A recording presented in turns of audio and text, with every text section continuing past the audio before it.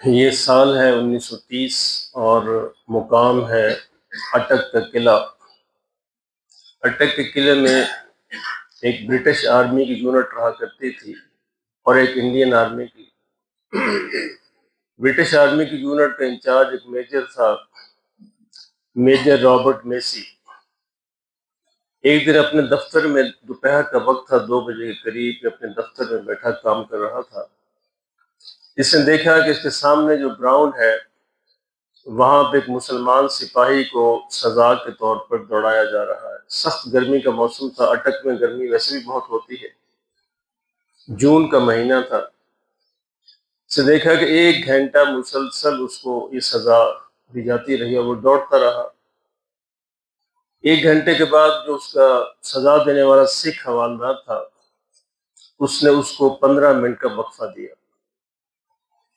اب یہ میجر دیکھ رہا ہے کہ 15 منٹ کے وقفے میں وہ شخص بھاگا نلکے کی طرف، یہاں پانی تھا، لیکن اس نے پانی پیا نہیں۔ اس نے منہ میں پانی لیا، باہر پھینک دیا، پھر لیا، باہر پھینک دیا، پھر اس نے چہرہ دھوئے، پھر سے ہاتھ دھوئے، پھر اس نے پاؤں دھوئے، اور اس کے بعد وہ نماز کے لیے کھڑا ہو گیا۔ اس نے بڑے سکون سے نماز پڑھی، اور نماز پڑھتے ہی دوبارہ اس کا سزا کا ٹائم ہو گیا، اس نے پھر سزا شروع ہو گئی۔ اب یہ سارا منظر دیکھ رہا اور حیران ہو رہا ہے کہ اس بندے نے پانی پیا کیوں نہیں؟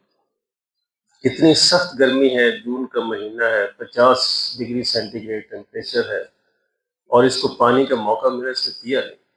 اس کو بڑی حیرت ہوئی۔ اس نے بندے کو بھیجا کہ اس کو بلا کے لاؤ، اس کی سزا ختم کرو۔ حوالدار کو بھیج دیا کہ اس کی سزا ختم ہے، اس کو میرے دفتر میں بھیجو۔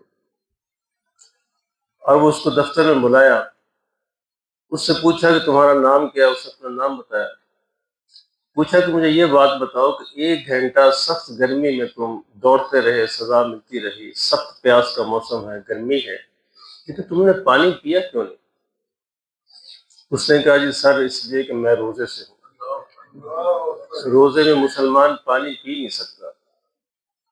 اس نے کہا تم روزے تو سے ہو، چلو کوئی بات نہیں، یہاں تمہیں کون دیکھ رہا تھا؟ کوئی بھی نہیں دیکھ رہا تھا، 2 گھونٹ بھی تم نے نہیں پیے، وہ بھی باہر پھینک دیے۔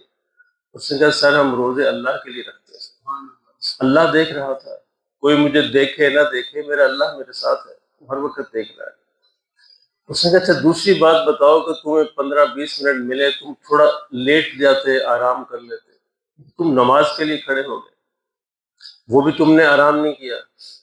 اس نے کہا سر، یہ ظہر کی نماز کا وقت تھا، میں آرام نہیں کر سکتا تھا، میرے اللہ کا بلاوا آ چکا تھا، تو مجھے اس کو ترجیح دینی تھی اپنے آرام پر۔ اب اس طرح کی گفتگو ہوئی، اور اس کے بعد اس نے روزے کے فلسفے کے بارے میں اس سپاہی نے اپنے اس میجر کو سمجھایا کہ روزہ کیا ہوتا ہے اور روزے میں ہم کیا کرتے ہیں۔ اب اس کے لیے یہ باتیں اجنبی تھیں، اس نے بڑے غور سے سنی، اور غور سے سننے کے بعد اس کے دل کی دنیا کی حالت بدل گئی۔ اس نے کہا اچھا تم جاؤ، اس کو بھیج دیا۔ اب شام ہوئی، گھر پہنچا، دل کی حالت بدل چکی تھی کہ یہ ہوا کیا ہے، یہ کون سا جذبہ ہے جو اتنا کنٹرول نصیب کرتا ہے، اس کے پیچھے کیا چیز ہے؟ اب سے سوچتا رہا سوچتا رہا۔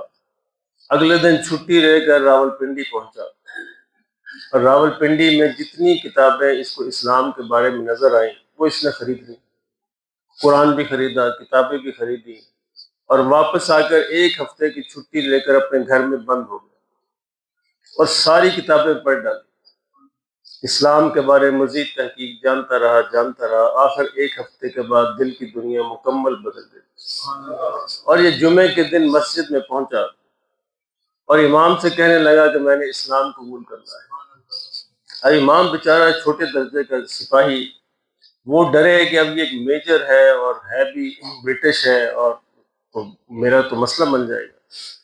نمازیوں نے کہا امام سے کہ جناب ہم آپ کے ساتھ ہیں، اگر کوئی اس آپ کے خلاف ایکشن لیا کسی افسر نے تو ہم بغاوت کریں گے، آپ اس کو مسلمان کریں، یہ ہماری ذمہ داری ہے۔ ایک شخص خود چل کے آیا ہے، خیر اس کو مسلمان ہو گیا، اور مسلمان ہوتے یہ خبر جو ہے پورے اٹک کے قلعے میں پھیل گئی۔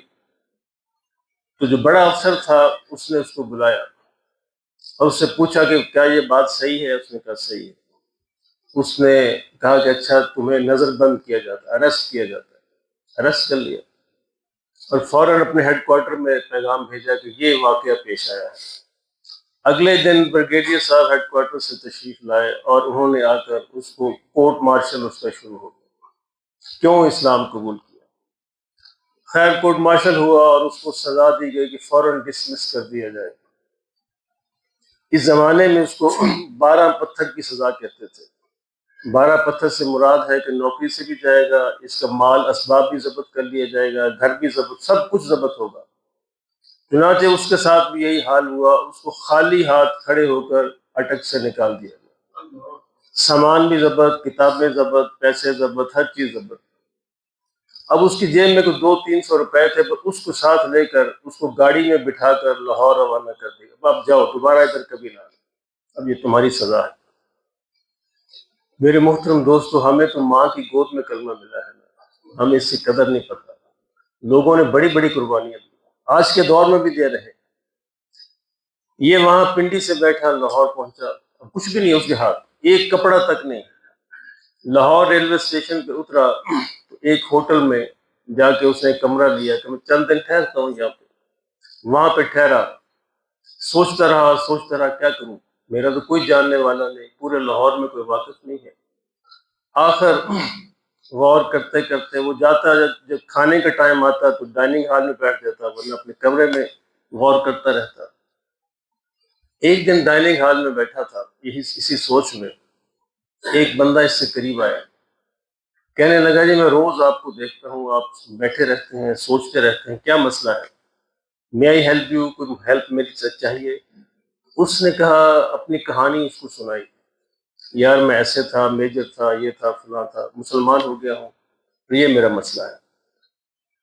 اس نے کہا کوئی مسئلہ نہیں، کل میں آپ کو لے کے جاؤں گا، ہماری ایک جماعت ہے، ہماری ایک تنظیم ہے، ان سے ملاؤں گا اور آپ کی نوکری کا بندوبست بھی ہو جائے گا اور آپ کے اسلام کو بھی مزید پختہ کر ہو جائے گا کہ ٹھیک ہے۔ وہ اس کو اپنے ساتھ لے گیا، اگلے دن اپنی جماعت، اپنے جو بھی تنظیم تھے ان سے ملایا، اور انہوں نے کہا جی بس ایک ہفتے میں ہم آپ کی جاب کا بندوبست بھی کریں گے، آپ بس ہمارے پاس رہیں اور یہاں لائبریری میں بیٹھیں، پڑھیں لکھیں۔ لائبریری میں اس نے کتابیں پڑھنا شروع کی تو اس کو عجیب سا لگا، کہا یہ وہ اسلام تو نہیں ہے جو میں نے پڑھ کر مسلمان ہوا۔ وہ اصل میں سارے قادیانی تھے، مرزائی تھے، وہاں پہ مرزا غلام احمد کے بارے میں لکھا ہوا تھا یہ نبی ہے۔ اس نے کہا کہ میں نے تو یہ پڑھا ہے کہ محمد رسول اللہ صلی اللہ علیہ وسلم آخری نبی ہیں، اس کے بعد کوئی نبی نہیں۔ اس نے لائبریری انچارج سے پوچھا، ادھر پوچھا ادھر پوچھا، تو وہ اس کو مطمئن نہ کر سکے۔ اسی دوران میں ایک انگریزی اخبار میں ایک آرٹیکل چھپا، علامہ عبداللہ یوسف علی جنہوں نے قرآن کا انگریزی میں ترجمہ کیا ہے، تو وہ آرٹیکل پڑھ کے اس نے لوگوں سے پوچھا کہ علامہ صاحب سے ملاقات کہاں ہو سکتی ہے۔ ڈھونڈتے ڈھونڈتے اس زمانے میں علامہ عبداللہ یوسف علی اسلامی کالج ریلوے روڈ کے پرنسپل تھے، تو یہ پوچھتا پاچھتا وہاں پہنچ گیا، ان سے وقت لیا، ان سے ٹائم لیا، ان سے اپنی کارگزاری، اپنی داستان سنائی۔ وہ بڑے متاثر ہوئے، انہوں نے سمجھایا کہ نہیں، محمد رسول اللہ ہی آخری نبی، تم بالکل صحیح جگہ پہ کھڑے ہو، تم ان سے بچ گئے ہو، اب میں تمہارا تعارف کرواتا ہوں۔ کیونکہ علامہ صاحب کے پورے لاہور میں ایک بڑا اچھا تعارف تھا، لوگ ان کو جانتے تھے، تو علامہ صاحب نے مختلف بڑے جو مسلمان تھے یعنی اہل علم، ان سے ان کا تعارف کروایا۔ اس نے کہا جی میرا اصل مسئلہ یہ ہے کہ مجھے کوئی روزگار ملنا چاہیے تاکہ میں اپنا سلسلہ چلا سکوں، اب کب تک میں ایسے بیٹھوں گا ہوٹل میں؟ تو علامہ صاحب نے کہا آپ پریشان نہ ہو، اس کا بھی میرے ذہن میں ایک بندوبست آ گیا ہے، نواب آف بہاولپور آنے والے ہیں لاہور، ان سے بات کروں گا، کیونکہ بہاولپور ایک ریاست تھی، انڈیپینڈنٹ اس کا نظام تھا، تو انجمن حمایت اسلام کا اس میں جلسہ ہونے والا ہے اور ہر سال وہ اس میں آتے ہیں۔ اس نے کہا جی ٹھیک ہے۔ انجمن حمایت اسلام کا جلسہ ہوا، نواب صاحب تشریف لائے، اس جلسے میں علامہ عبداللہ یوسف علی نے میجر رابرٹ میسی کا، جس نے اپنا نام عبد الرحمن رکھ لیا تھا، اس کا تعارف کروایا نواب آف بہاولپور سے، اور ان سے درخواست کی کہ اس کی جاب کا بندوبست چاہیے۔ وہ بھی اس کی یعنی داستان سن کے بڑا متاثر ہوئے، تو وہ کہنے لگے عبد الرحمن سے کہ اگر کیا آپ یہ پسند کریں گے کہ آپ میری آرمی میں شامل ہو جائیں، بہاولپور کی آرمی میں شامل ہو جائیں؟ اور کیا آپ کرنل کے عہدے پر کام کرنا پسند کریں گے؟ اس نے کہا جی میری خوش قسمتی ہے اگر آپ مجھے جاب مل جائے۔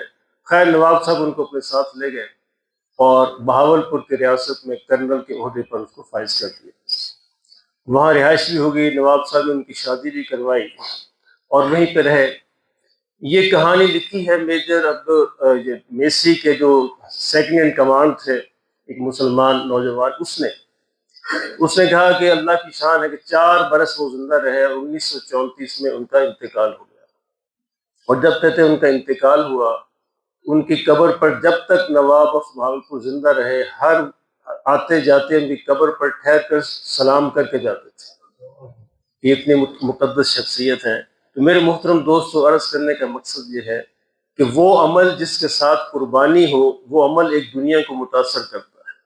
ایک عمل انسان کا اپنے ساتھ ہوتا ہے، اپنے لیے ہوتا ہے، چلتا رہتا ہے، لیکن وہ عمل جس کے ساتھ جتنی بڑی قربانی ہوگی اتنی ہی بڑی دنیا کو وہ متاثر کرے گا۔ ایک روزہ ہمارا روزہ ہے، کسی کو متاثر نہیں کرتا۔